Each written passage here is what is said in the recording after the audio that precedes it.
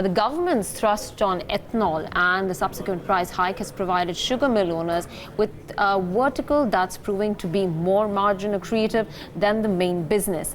That in turn has slowly started reflecting on their quarterly performances as well.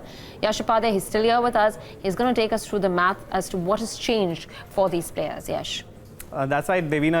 Dhampur Sugar and Balrampur Chini as well, which came out with the numbers for the third quarter, were very strong, aided primarily by the strong growth in the distilleries business. Dhampur Sugars reported a 7-quarter high net profit, by the way, and for Balrampur Chini also, their net profit have doubled.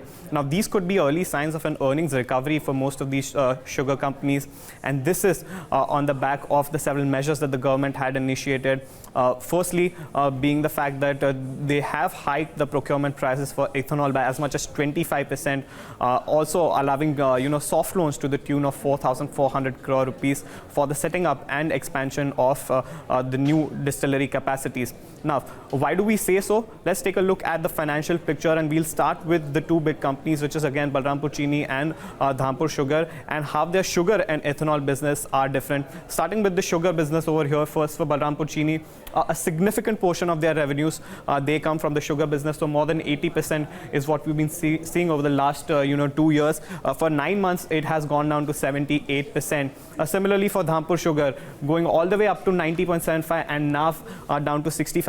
And the lines over here, they are the margin numbers. Now, if you could see closely, in FY17 for both of these companies, the margin numbers were in high double digit. At least when it comes to Balrampur Chini, the number stood at 16.5%. Now, that is because sugar production in that year stood at a 6-year low of just 20.3 million tons, which is significantly lower than the domestic consumption of 25 to 26 million tons. As a result of which, prices went up significantly and the sugar millers preferred to produce more sugar. But subsequently, in FY18, we saw a huge crop, and prices both domestically as well as international went down significantly, and then the margins too coming off quite a bit, from 16% the highs to as low as 3%. Similarly for Dhampur Sugar as well, 12% to as low as 2.8%, and now somewhere around 1 or 2%. So low single-digit margins is what the sugar business has done. On the other hand, let's take a look at how the ethanol business has done over the last few years.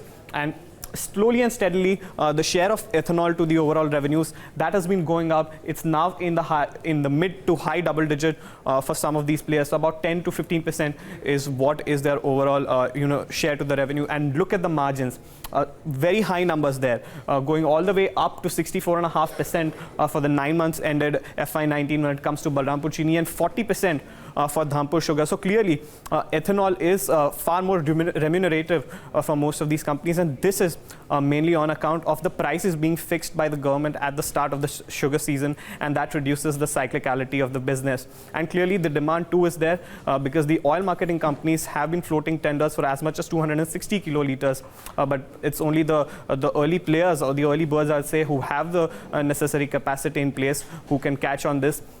Primarily Dhampur Sugar and Balrampur Chini having sizable capacities. Dhampur Sugar has already come up with an extra 100 kiloliters per day, and that capacity is also on stream from December of 2018. All right, Yash, thanks very much for that.